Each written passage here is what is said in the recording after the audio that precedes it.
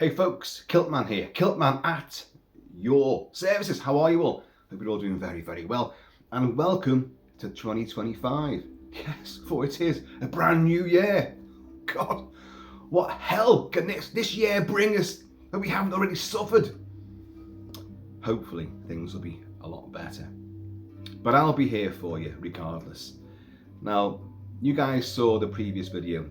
You know what happened over Christmas. And again, very, very heartfelt apologies for the lack of video and content. Things I was going to do, reviews and this and that and loads of fun. I couldn't do it. And for those of you who sat through the 3 hours of my raw anger, confusion and rage, well, I salute you. I applaud you, and I feel very humbled, because this video right now is to say a great big thank you to everyone, to all of you, every single one of you in the Kilted Clan out there across the world, and not just on YouTube but on Facebook and Instagram, and all who privately messaged me as well, and Mrs. KILT-MAN, and there's literally, I kid you not, there's been thousands and thousands of people who've been in touch, and I apologise, I have not been able to reply to every single person. I just haven't been able to. At the very most, I'd probably do a little heart, you know, loving what you've said, thank you for that. But ordinarily, I'd reply to every single person, and I wish I had.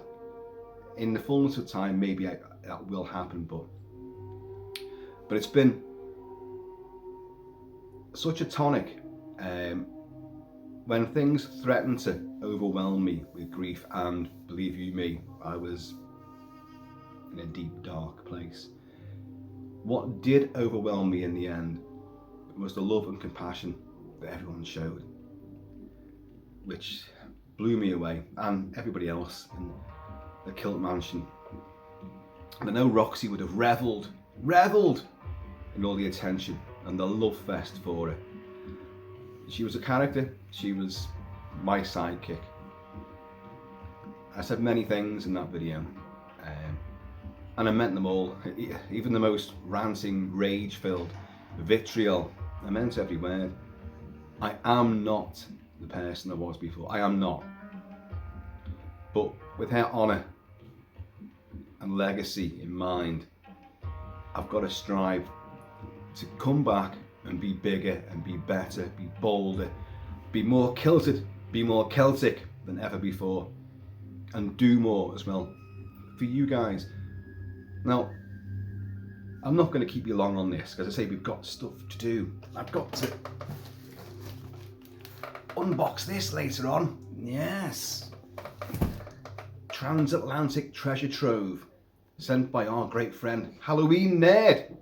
He has a real name, which I'll maybe say later on. And he had a lot of trouble getting this sent to me before Christmas, and it didn't arrive till afterwards, way afterwards. In fact, it only arrived just the other day, and we're going to unbox that later on. But what I want to say is community and support. These are words you hear bandied about enormously by local politicians and by the lording government.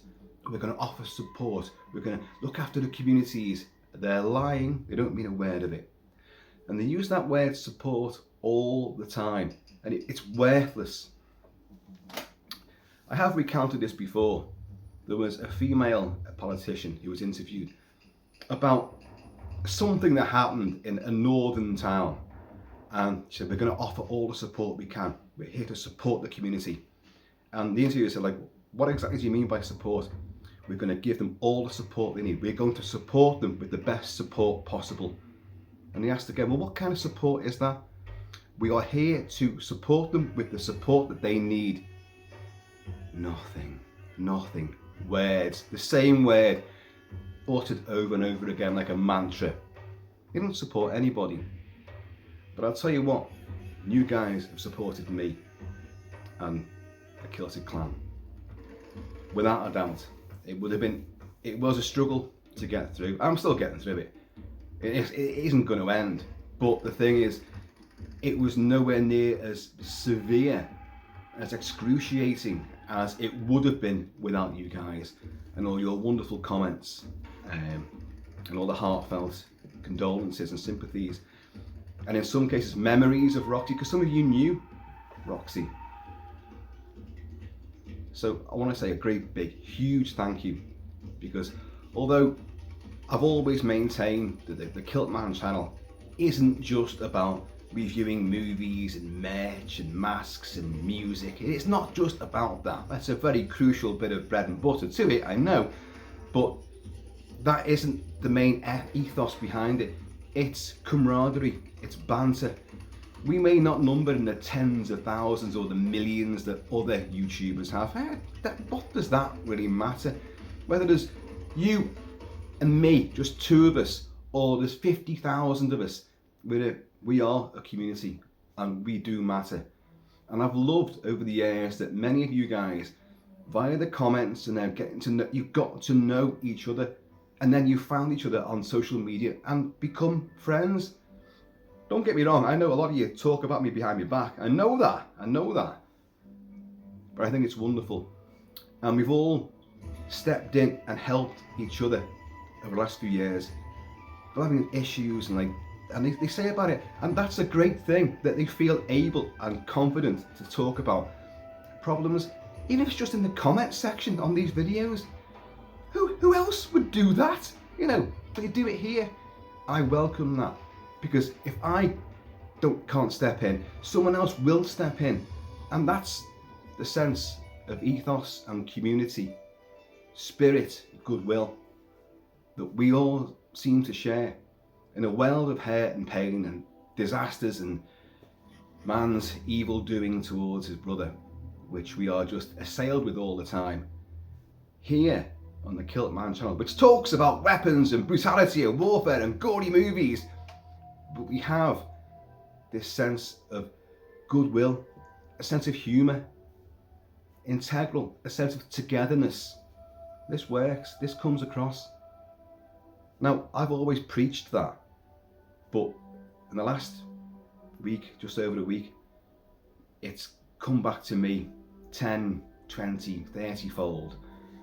And it's been humbling, and it's been immensely rewarding, enriching, and I thank you all for it. That's basically what I wanted to say, and also to show you that I'm drinking Baileys. I get asked a lot about whiskey and ice. Never put ice in whiskey. Never. And single malts, no. A single blob of water, only as and when necessary, and it's mostly not required. But in a single malt, a little blob, it's a technical term, blob, like that, a little water jug, blob, like that. It's a drop, but it makes a blob noise, and that releases what you give it a bit of a shake around, the flavours of the whiskey come through.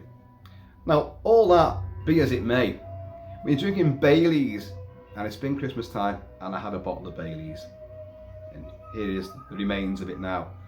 Baileys over ice. That is one way of drinking whiskey. Which is the essential way, because you've got all double cream and all sorts of stuff going on there, and it just makes it more luxurious, you know? Cheers, you all. Cheers. That previous video, the tribute to Roxy, it went on. It was a labour of love, passion, heartache, gut-wrenching, rage. Everything was in there. Oh, forget about your soap operas and your big mega blockbuster movies. I threw everything into a 3-hour epic video there, and could have gone even longer. There may be an extended cut sometime, you know, for home video release. It went on, and I think a few people saw it or began to watch it, and then YouTube blocked it. And they blocked it because of one piece of music. Can you believe this? I had a playlist of admittedly tragic, morose, melancholic music, all wonderful, wonderful music, but very moving and fitting. And one track, the John Dunbar theme from Dances with Wolves. got it blocked worldwide. That's it. Blocked. Your video cannot be seen by anybody, anyone, ever in the world, ever. In all the multiverse and multiple parallel universes, no one can see it at all because of that one track. And the worst thing about that at the time was I'd worn myself out with that video. And I remember going into the movie room, and Mrs. KILT-MAN was there, and I sat down. She was on the throne. No, not that throne. That's upstairs. But she was sitting there, and I lay on the floor and leaned against her, and I said, I feel like I've released, a lot of the burden and the pain. And I thought, great. And I relaxed, and I looked at my phone, and they'd messaged me saying, we blocked your video. I just thought, after all I've been through, that's the biggest insult to me, the biggest kick in the chunks you could give me. So I thought, well, look, don't argue with it right now. I've had stuff blocked before, but it's always been unblocked as well once you go through the procedure and all that, usually very quickly. I mean, to be honest, they're quite good at this. And I don't get this very often at all. And it's always because of music. It's always because of that. It's a risk I know I'm taking every time. But I thought I'll do it in the morning. But I thought, oh, you've opened up all the wounds again. And they haven't even begun to heal, But in the morning, I noticed something I'd never seen before on YouTube, an option for this. And it said it could trim out the offending track, which of course, in the course of a 3-hour video, it occurred twice throughout it. And so I'd lose, I think, 6 minutes overall. But it said it could keep my voice in there. So I thought, rather than go through the protracted, dispute procedure, which you can go one route where it can take up to 30 days, and another route where it's quicker, but it can result, if they knock it back, in a copyright strike, which you don't want. So I thought, I'll just, let them, instead of me messing around, because you guys know I can't do anything at all technical, I've got no idea at all. But I said, you trim it out, fine. So did that, and it took hours, because it was going through every single song, and I thought, it's gonna remove everything. So you just have my voice and me reacting to music and listening to stuff and maybe pointing things out. And but above and beyond the John Dunbar theme, and I look stupid. And despite all the tears and the ranting and all that, I look even more stupid. And then it finally went on, and it appeared to me that everything was intact. Now, I don't know if that's true, because when you have a video blocked on YouTube, if you're the creator, you can watch it yourself, and it's completely intact.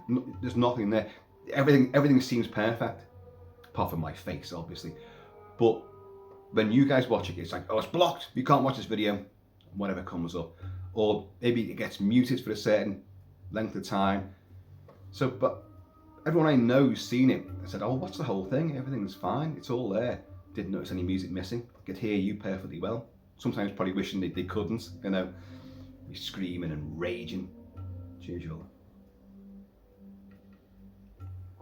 But it's back, that video's back.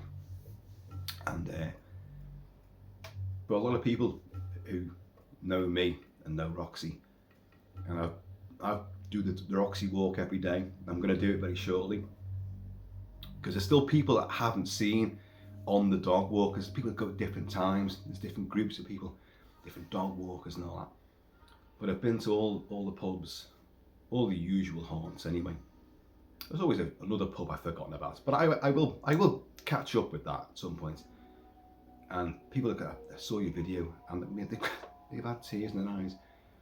That's the power of reality, of real raw grief, and the fact that a lot of these people knew Roxy, so they all felt it. I can't make this sound rosy and grand, because it isn't. I'd rather not that video had to happen, and I'd rather not that I'm doing a thank you for all the love that was bestowed upon us. I'd rather Roxy was still right here, if I'm perfectly honest. If she was here right now. And we have heard, I think I said, Mrs. KILT-MAN told me that when you lose a pet, but it's kind of mainly dogs, for 7 weeks afterwards you hear noises, you hear them around. Well, we have. Now, I know we live in Spook Central and there's stuff all the time. And for those who are concerned about my lack of sleep, because I haven't slept, the last 2 nights I've had more sleep than I've had, which has been a bit more refreshing, but I'm still not sleeping properly. And the magic, black magic, time of 3:34 in the morning still has its power over me. That was all before the whole Roxy traumas. That's when things happen in the house. And I usually get up and do a walk around and all that, and there's nothing there. Sometimes there is stuff happening, but you know, usually there's nothing. You go back to bed, but you're wide awake and so no wonder I have, you know, really blighted sleep. And but that's still been going on. So people have been asking if we sleep any better. A little bit better, but the noises in the house we do hear, because we've got lots of wooden floorboards, and the 2 rugs that Roxy was lying on when she died, we have taken those up. And the reason why we got rugs, because we've had dogs. You couldn't really get nice things, as Mrs. Kill, nice things, nice furniture, nice carpets and stuff, because the dogs are going to wreck them. And it's pretty much true. But I love the wooden floorboards, the creaks, the groans. If you look around, if I ever took you on a tour, all these canvases, these brilliant canvases from our great friend Steve W7 Smith and other people, they're off kilter, they're not regimented. I like that. People like uniformity, but in the military I was alright with that, but I like things to be slightly wrong. It adds like a bit of off kilter frisson.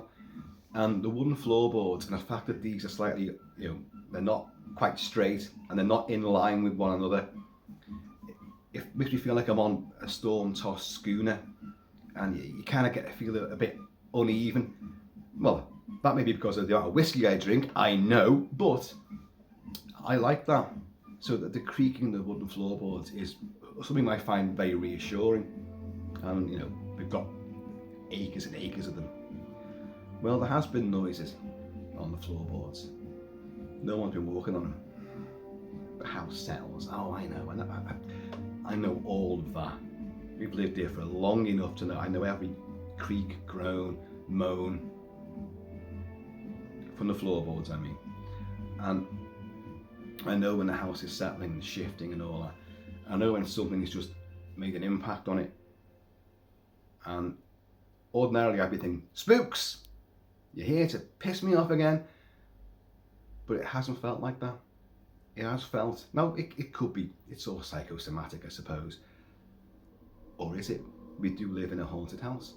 So maybe she is padding around, there was a massive impact in the front room, in the big, I was standing in the big bay windows, and right behind me was a great big bump, which sounded exactly like Roxy getting off the settee, but with a spring in her step. Right, I've had a bit of a doze. Come on, Dad.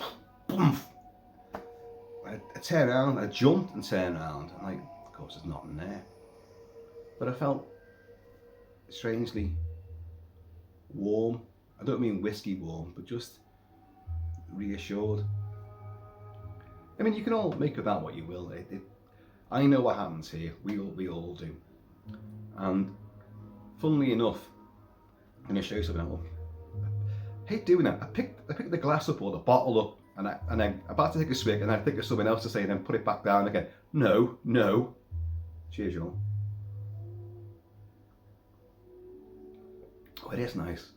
Ordinarily, you don't add cream to whiskey, but it does work. It genuinely works. Yesterday, Patrice from over yonder, across the moat, across the drawbridge, presented us with this. I sincerely hope the ring light doesn't wreck this. Well, you can see it there. It's a watercolour painting of Roxy. Her name, Roxy, is written here. and it's also one of my favourite pictures of Roxy, which Patrice had took from Facebook. She screenshotted it and then got someone to paint it up.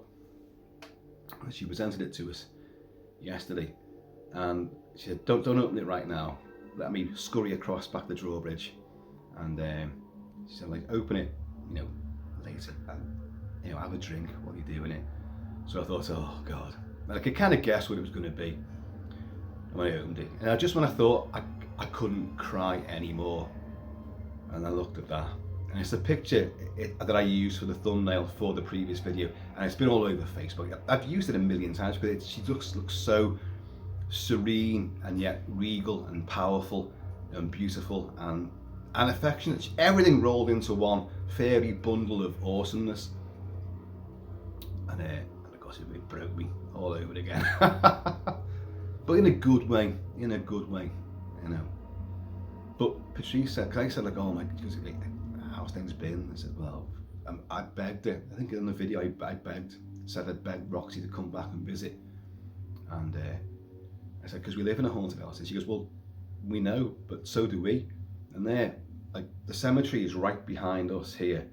And then directly across the moat and the drawbridge is their house.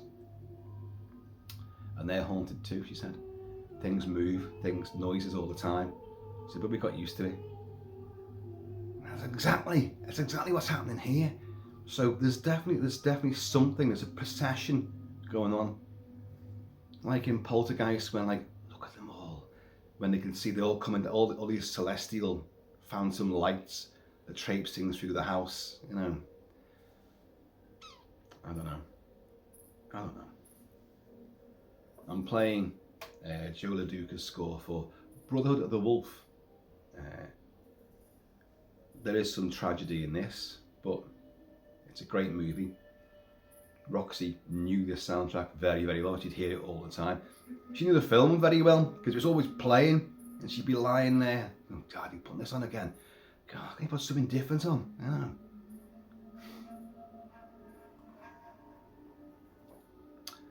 Like The Thing again. Anyway, folks, just wanted to say a great big thank you to everybody who's reached out and been in touch. Without a doubt, this would have been an insurmountable period of time without you guys. It's meant, you know, the absolute earth to me and to everybody else. So humbly, I appreciate everything you've done. You've helped us. You've helped me far more than I've ever helped anybody else, put it that way. But my endeavour now is to give more back. More videos, more stuff, just and be more available as well. Everyone goes, oh, you gotta do live videos, but I don't know what I'm doing. I don't know what I'm doing. I need someone to come around and go like, right, you're live now. And I'll be going, what?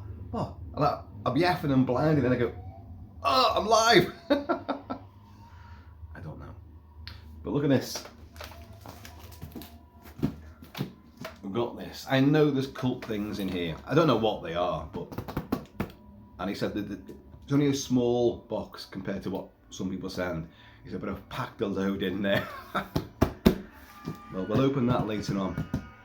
And I've seen Nosferatu. Despite all the woes, me and Luke, who were in suddenly two minds about it, me and my son Luke, who've been looking forward to Robert Eggers' take on Nosferatu for what seems like forever, and I've reported on it many, many times. 2024 was the year of Nosferatu, without that, but of course we didn't get it in the UK until New Year's Day. We saw the first showing, and I thought I might review it later on New Year's Day. I weren't in the mood, and I haven't been in the mood to do any videos until today. And but whether we get around to that, because that's going to be a big review, so let's give you a bit more time to see if you want to see it. If you want a quick review, it's got one great hour, the first hour, and one soggy, boring, tedious hour, the second hour. Oh God. But there's a lot more to unpack with that. And I love Robert Eggers, but I think that he should stick to his own material in future. This was an endeavour, which was a love letter that he had to do. He loved Nosferatu 1922 and the Werner Herzog 78 version. So, you know, I understand his passion for it. But just because you love something that much doesn't mean you should make it. Peter Jackson with King Kong, his favourite film of all time, King Kong 1933. I've covered it a million times, you know.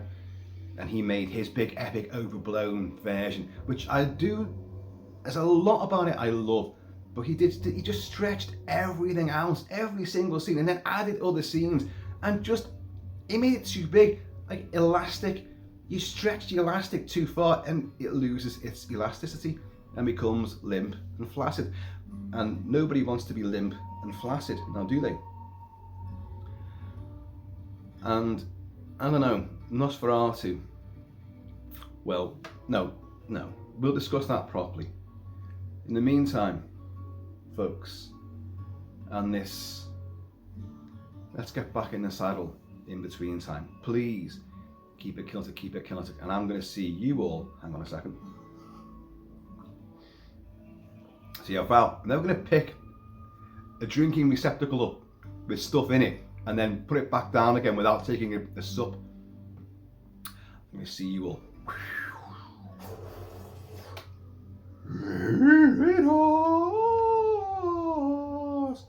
So from me, the Kilted Clan, and from Roxy, she's here. Oh, she's here. A great big heartfelt thank you. And I'll be here for you. You've been here for me. And let the community grow. And then we can teach the politicians what the word support actually means. Because I've discovered it now.